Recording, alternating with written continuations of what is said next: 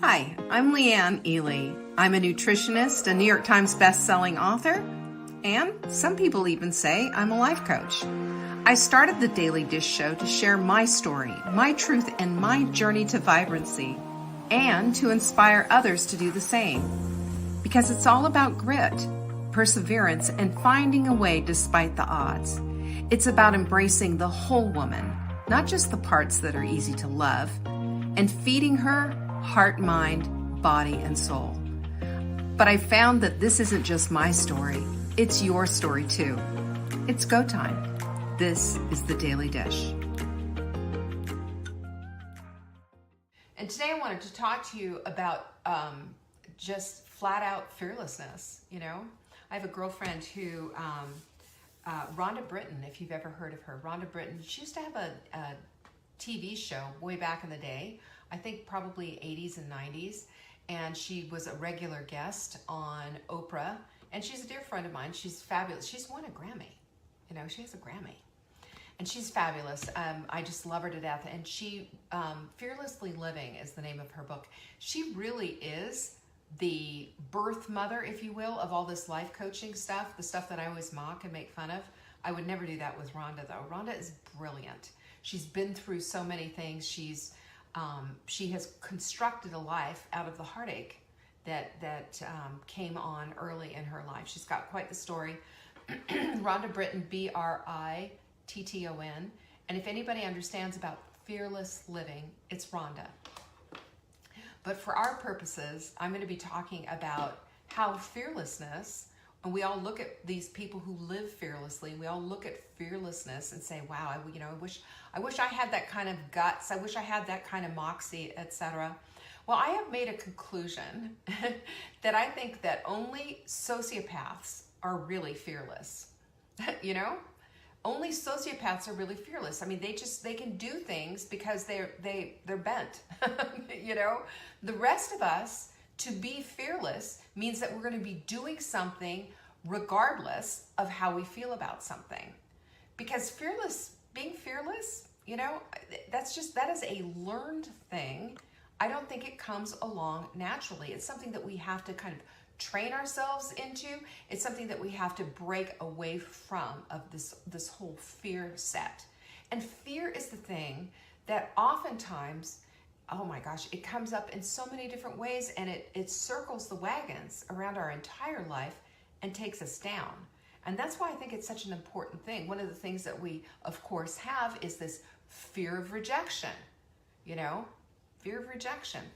If that's something that, you know, is a construct in your life, you understand exactly what that means. But our fear of rejection can get us to the place that we are unwilling to take a risk of being rejected anymore, and end up not having a deep and meaningful relationship because we have that fear of rejection. It means that we're unable to form good friendships because of that fear. And when fear gets in the way, fear is the repellent to love. I don't think it's hate at all. I don't think that the opposite of love is hate. I think the opposite of love is fear. Love draws us in, and fear repels and takes us away and isolates. And isn't that the last thing we need right now? More isolation? What we need is to understand that at any time, at any point, in any place, we can take this chance to maybe just take a baby step into fearlessness. But you know what I'm talking about, because fearlessness is a decision. It's not a character trait. It can't be a character trait unless you're a sociopath. You know, it just can't, because you're going to fear. Fear makes you feel things, right? We feel things. We feel this knot in our stomach. It comes in every different kind of form. We feel it in our bodies. We feel it in our heads because we start thinking about it and thinking about all the things that can go wrong. We talk about it. It just shows up in so many different ways. Fear is just the big repeller of love. So what we need to do is figure out, how can we get to this fearless path? How do we do this? Now, I'm not suggesting to anyone that you bungee jump or that you fall off a perfectly good airplane with a parachute on your back. I'm not suggesting to do any of these risky behaviors or, jump a canyon in a motorcycle or any of that business. What I am suggesting that you do, though, is to take a look at where and what your fears are. Because those are the things that are holding you back from the exact life that you want to live. Those are the things that are saying, no, don't do it because you'll be rejected. No, don't think about it. Don't do it. You may get hurt. You could get fill in the blank. One of the ways that I've, we all have some kind of a fear, don't we? We all have some kind of a fear. And I went in 2015, I believe it was. Yes, 2015, I went to France all by myself. Now, I am one who has never, ever been to the movies all by myself, let alone going to France, an international country. But I did it because I feared traveling alone. I did it because I had this fear, that women should never travel alone, that all these horrible things could happen, that I could get kidnapped, and all kinds of stuff. I had this whole list of fears. And I started to believe, that's just irrational. What I need to do is do this anyway. And I set up to be very, very safe. I set up for my flight to be safe. I set up for once I got there, to be safe. I knew what I could do. I knew what I didn't need to, shouldn't be doing. And I was very careful. I was on a river cruise, which was lovely. I went through the whole south of France and saw things that were just glorious. Went to Châteauneuf-du-Pape winery and climbed through the Rhone vineyards on a trail with one of the excursions that we did. I did a lot of different things that I didn't do. I wouldn't even go to the movies by myself. But this taught me so much about myself. I was capable. I was able to be strong. I was able to be fearless. I didn't have to worry about things. I knew how to stay safe. I watched my surroundings. I did all the things that smart women should be doing anyway. And I went to France by myself. I still haven't gone to the movies by myself, but I went to France by myself because I wanted to go. I wanted to go. And at the time, I just started dating Mark, and I just said, hey, a couple of weeks, I'm going to France by myself. I'll see. He just was like, what? But it was such a good experience because it taught me that being fearful is going to hold you back from all the things that you want. I have wanted to go to France since I was in high school, and I took 4 years of high school French, but the fear of going and not being with the right person or whatever, I always thought I had to go with somebody. And when I finally made that decision that I didn't and that I could do this myself, I did it. And it taught me so much about myself. It taught me that I had what I needed to do in order to get past the fear.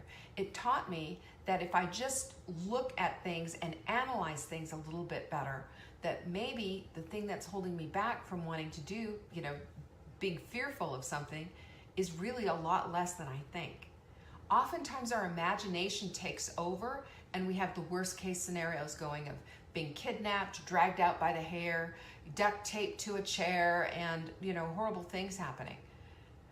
When in fact, if we just stop for a minute and take a look, it's not nearly as bad as we think it is. So the key to not being afraid is to not be afraid of being afraid, because being afraid is part of the human experience.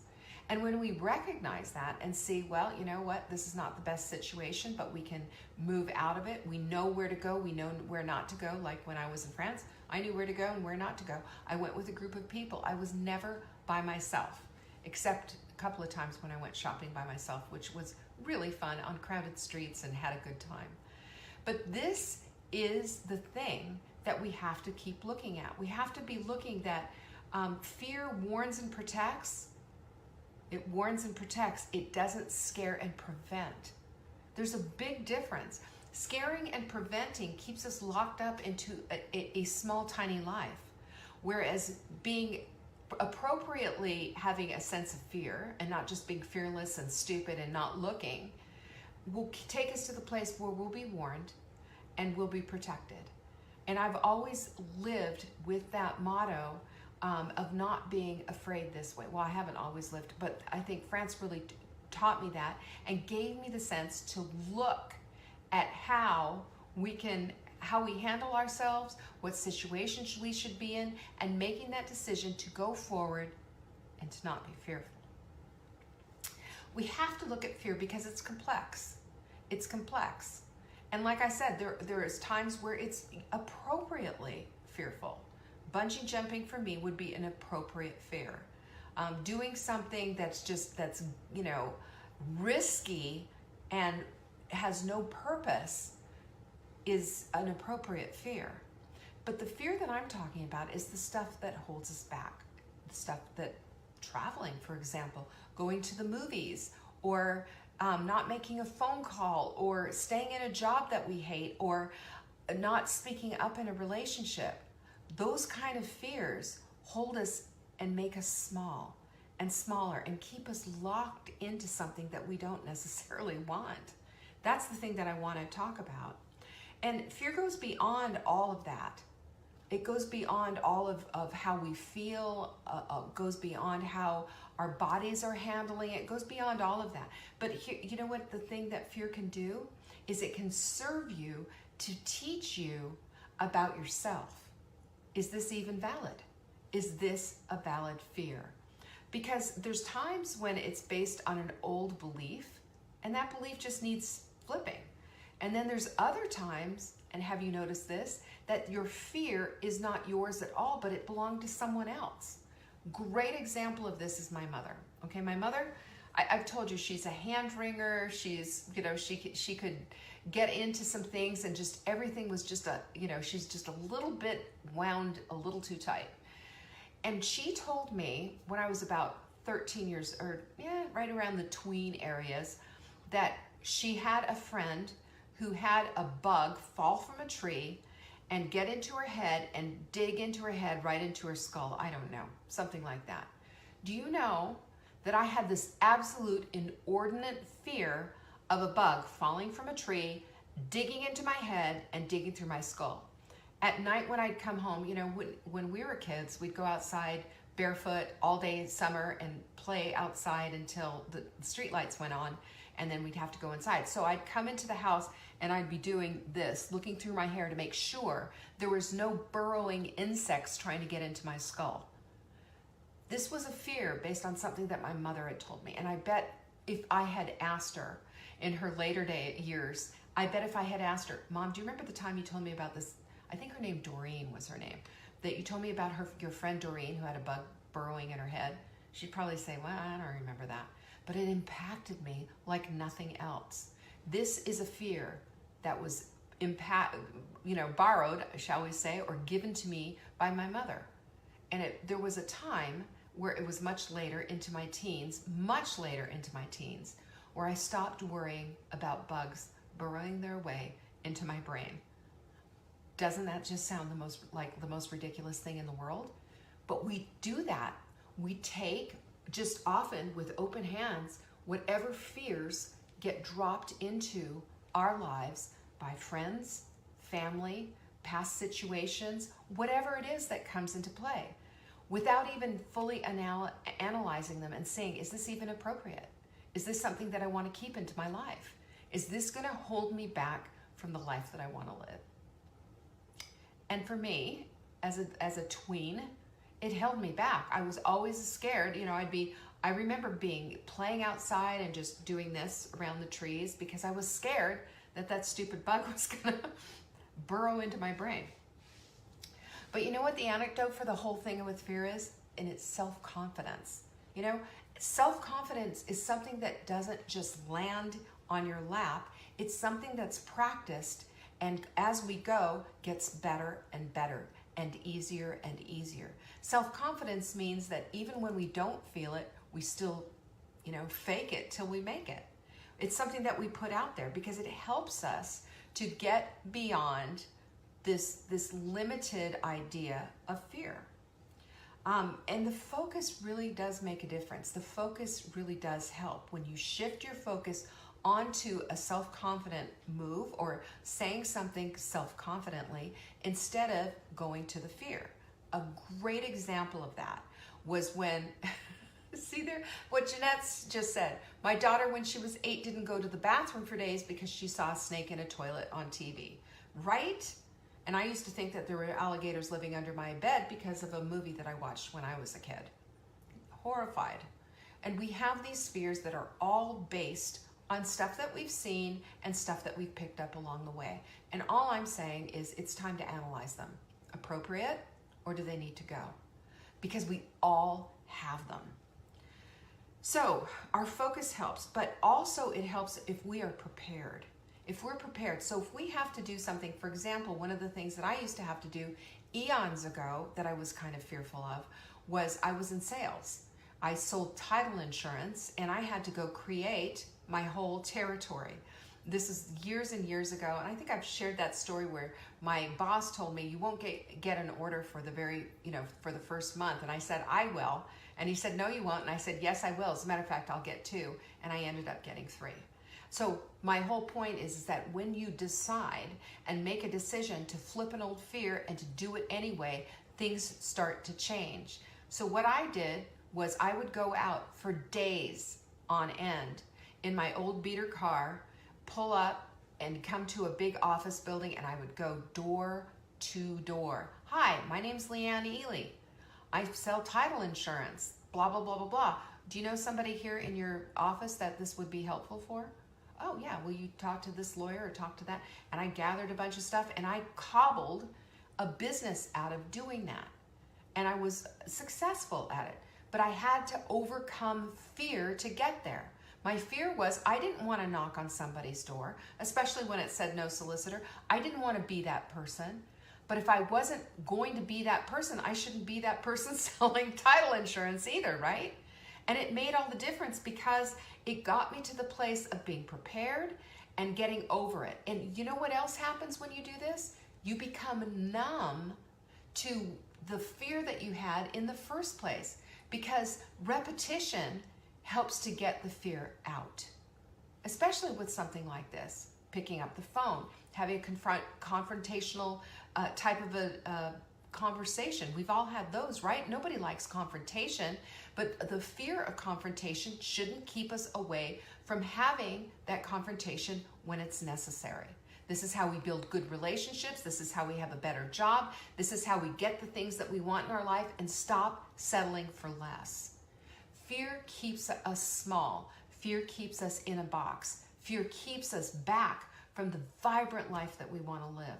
And you know, there are a million different things that you could name as fear. Fear of rejection, fear of confrontation, fear of someone getting angry at you, fear of fill in your own blank.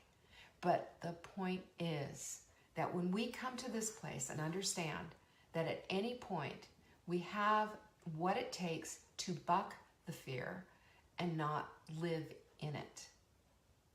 Remember, fearlessness, not feeling anything and just living fearlessly, that's for sociopaths. The rest of us all feel something. We all feel something. But the rest of us, those of us who want to rise above the fear, have to make decisions that we're going to do it anyway. So, your alignment assignment, what is it? The first thing is, make yourself do it anyway. Knock on that door, make the phone call, have that conversation, go get your hair cut, do something, call that guy up. You know, do something that's outside of the comfort zone. It doesn't mean that you have to do something risky.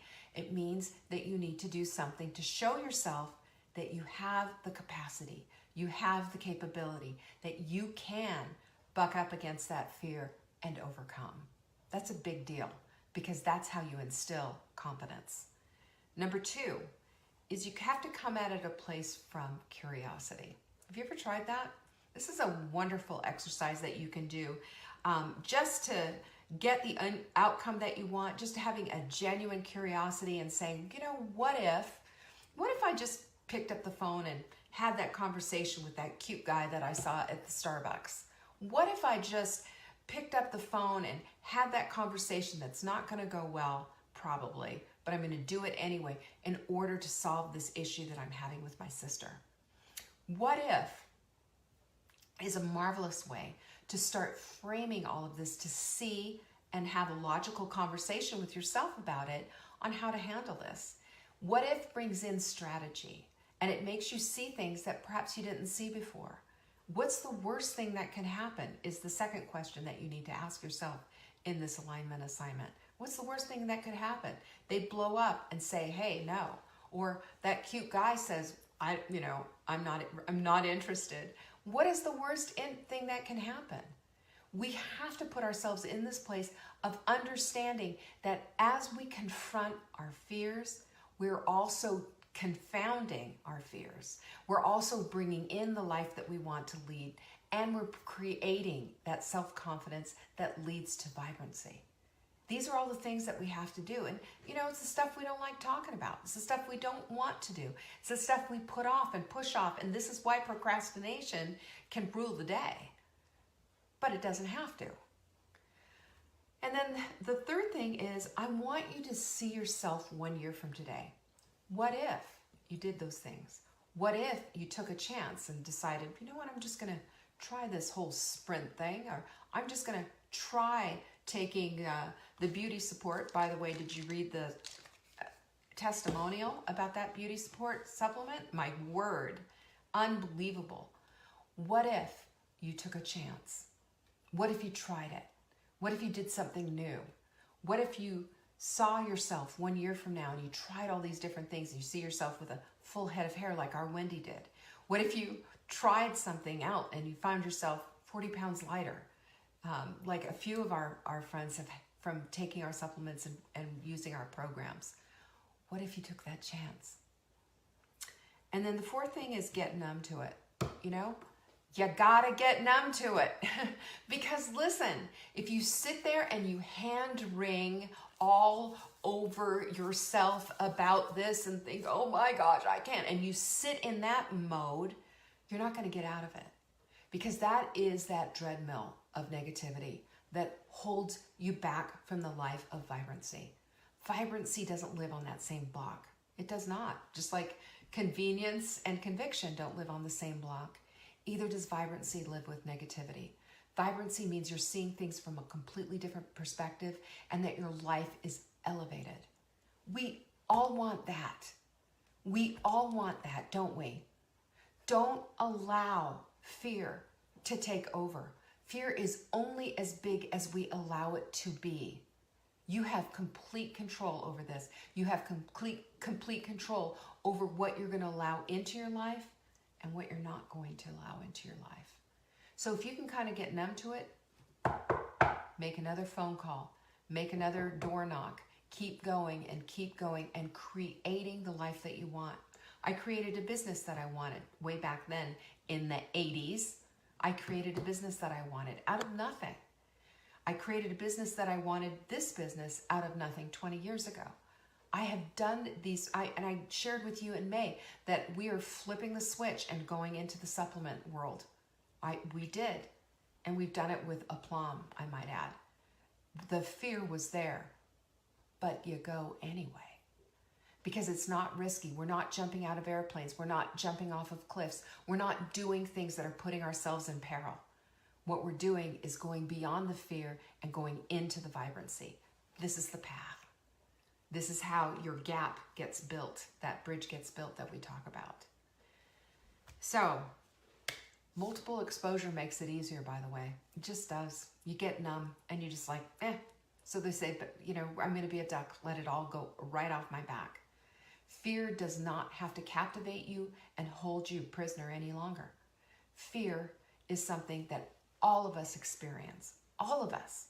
The difference is the successful people who've made a decision that they're going to be successful in their life go beyond the fear and go into the place of vibrancy and understand that as they do, that's the road that they want to travel. That's the road I want you to travel to. Do it anyway. You've got this. You don't have to be held back by fear any longer. You can, as a matter of fact, rise past that and become all that you want to become. I know it. I've seen it. I've watched you.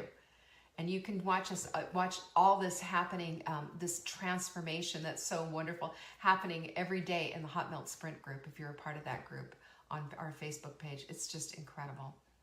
Every single day, I'm in awe of watching these women go past the fear and into that place of vibrancy. That's where the transformation is. Hope that was helpful for you, especially if you've been held back. I don't want you held back anymore. You're a part of our community and you're important to us. Thank you so much for being a part of this community, by the way, and for showing up and for rising up and bringing women along with you. It's important. Share this if it means anything to you, if it has helped you in any way. That means a lot to us. Thank you for joining me today.